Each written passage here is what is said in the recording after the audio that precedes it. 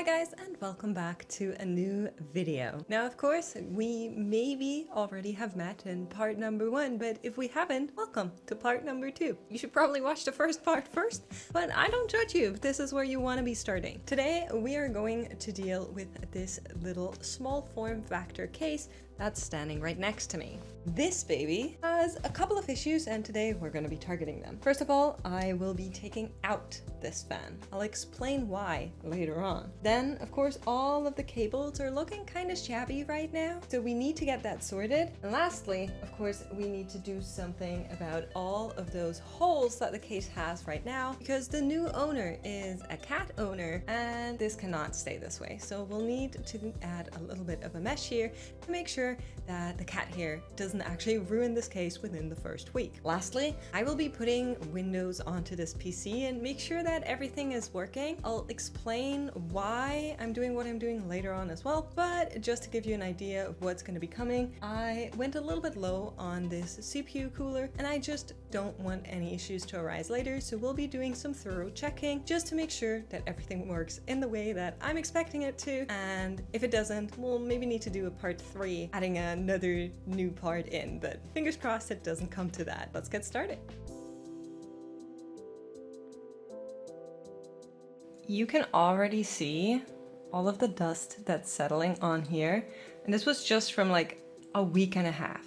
I'm aware that this is a little bit suboptimal with a case as small as this one, because of course we're already struggling with the cooling in such a compact case, but dirt is also not a solution, so we're just going to be adding the mesh and then see where we land on our temperature. I am pretty confident that it is going to work out, but for now, we need to take this apart.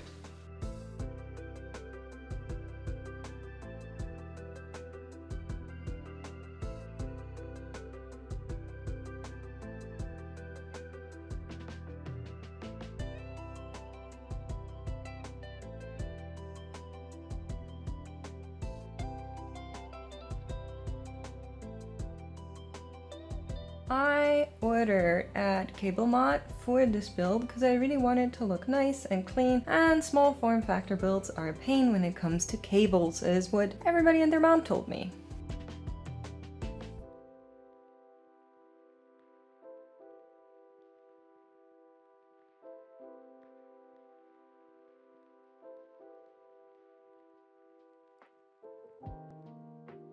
Yep, here they are. Those are the cables that we are going to be going with for this build.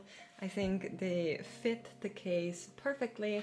They're super, super pretty, and this is what the final look is going to be. I think I was maybe a little bit ambitious with the 3 cable comms, but if I don't need them, I can just slide them to the side and just make sure that I have the bendiness of the cable. So hopefully that'll work out.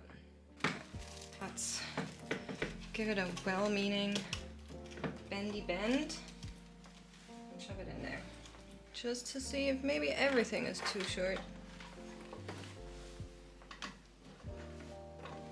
We'll try to make it fit.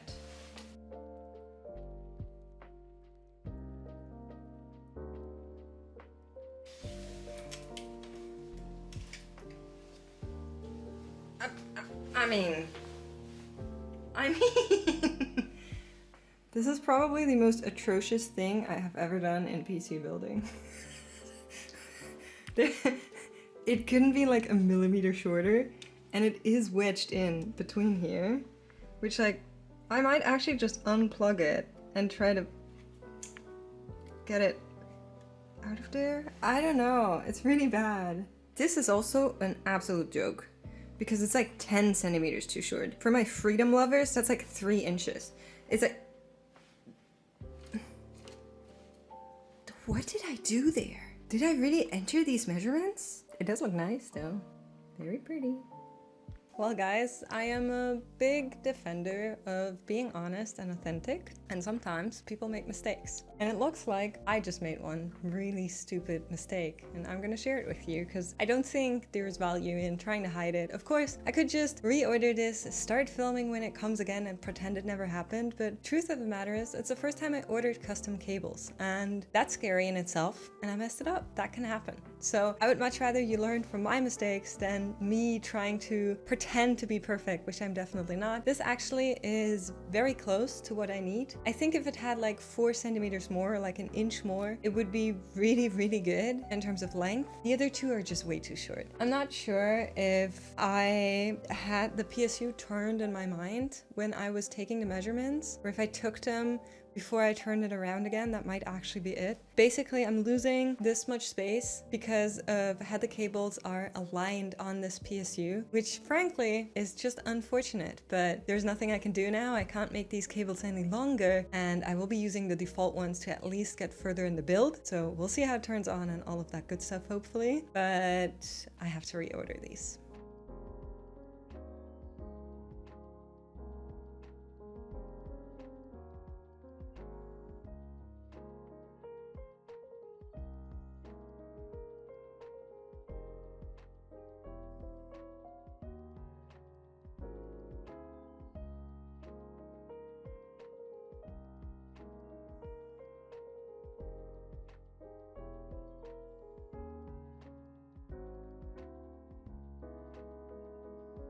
I'd say it fits. Should we test if it turns on? It's not beautiful, that's for sure. But it is something. Real OGs remember when I needed to reboot my BIOS after fixing in my RAM, and that actually was my boot stick that I put the new BIOS update onto. So now I need to make a new boot stick, which is what I've been busy with. But it should be done in just a little bit. Yippee! By now it's also 1:30 a.m. in the middle of the night. So yeah, everything's going great.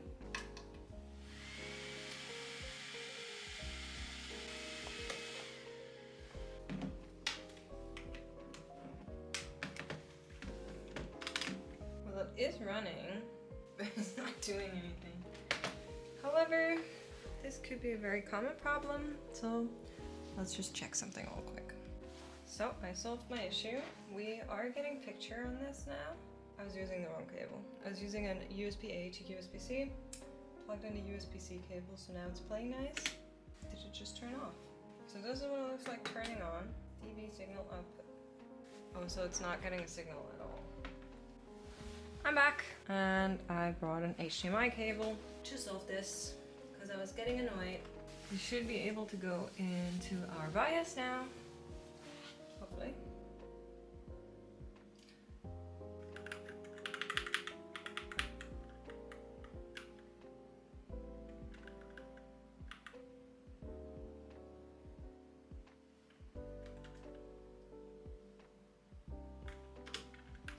Take care of that later.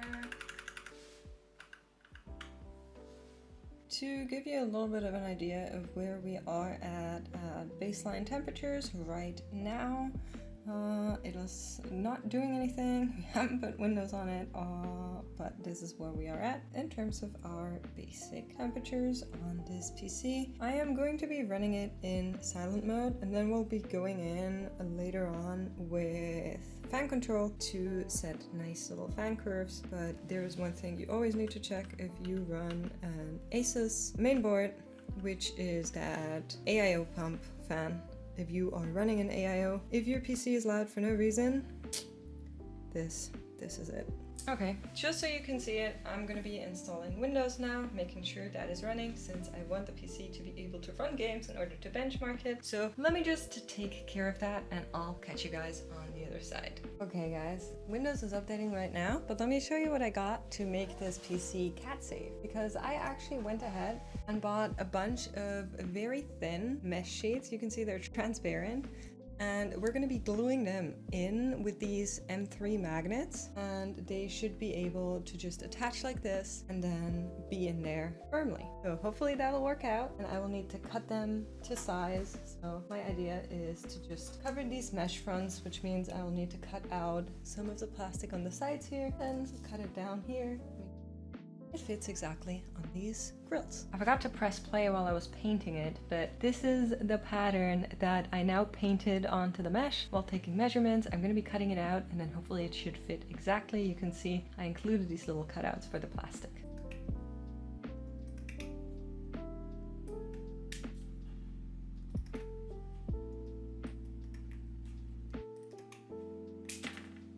Beautiful.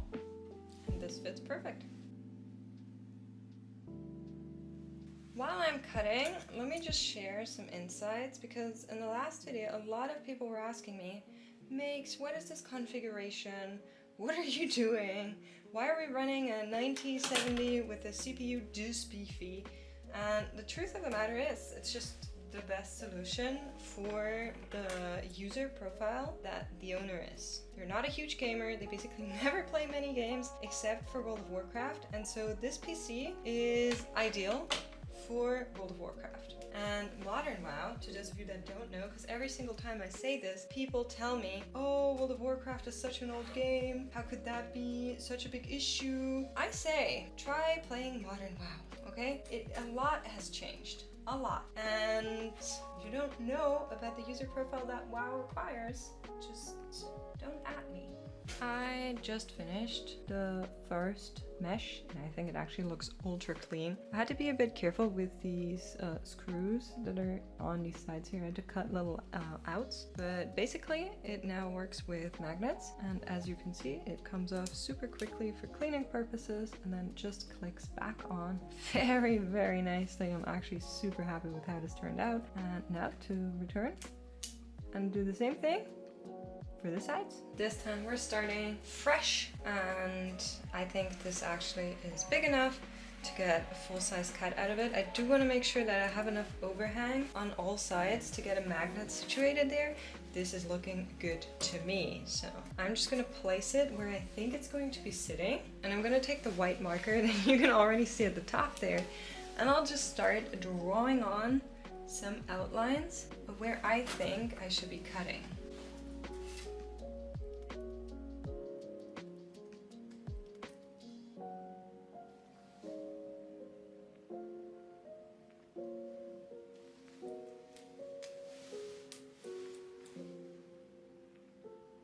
Top lining a little bit better and cutting a little bit deeper.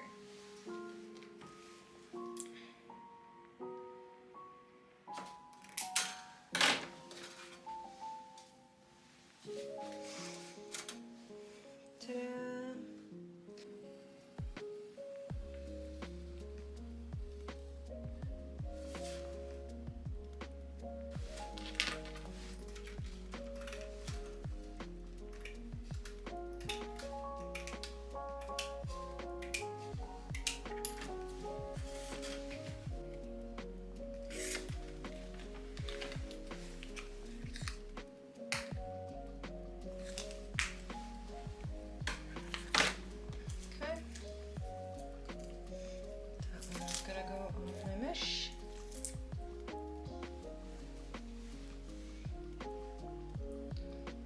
Sure it goes where I need it to.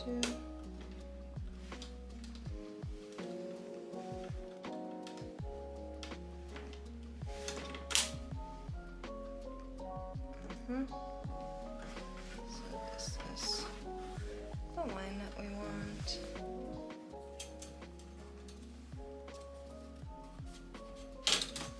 Of course, the other side is the same, but inverted.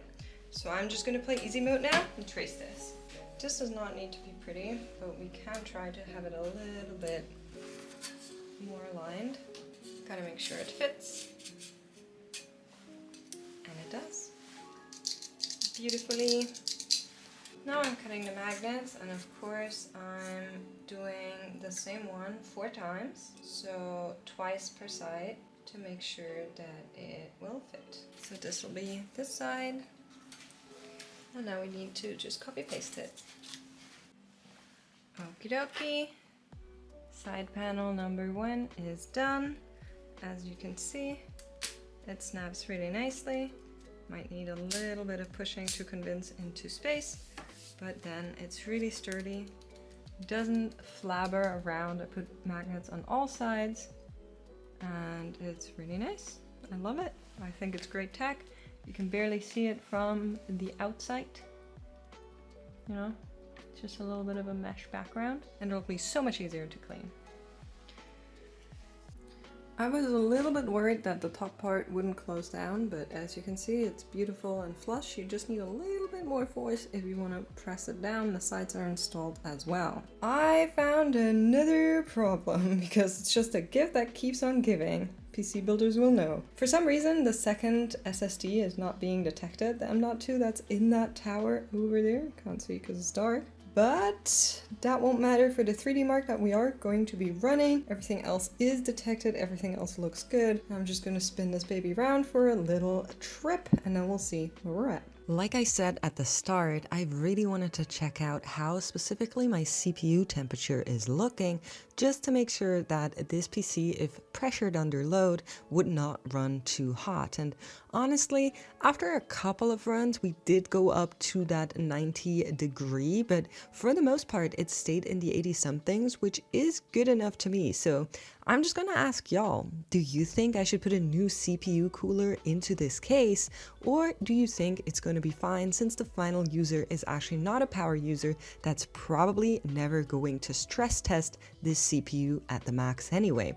Let me know in the comments down below. Well guys, while I am still doing some benchmarking and testing over there, I just want to let you know that if you enjoyed this video, please consider leaving a like, a comment, or even a subscription. It really helps me grow this channel, and that means in the future I'm hoping to monetize and hopefully be able to put out more videos, use more of my time to actually invest into this YouTube channel and the German YouTube channel. And of course, shout out to that German YouTube channel if you don't know it already. If you would prefer to watch me in German, you can. I have a full channel fully in German where I do the same things. I just recorded twice. You can watch me over there as well. Thank you so much for watching. I appreciate each and every one of you. Hope you enjoyed this project, and I also hope to see you guys in the next one. Bye!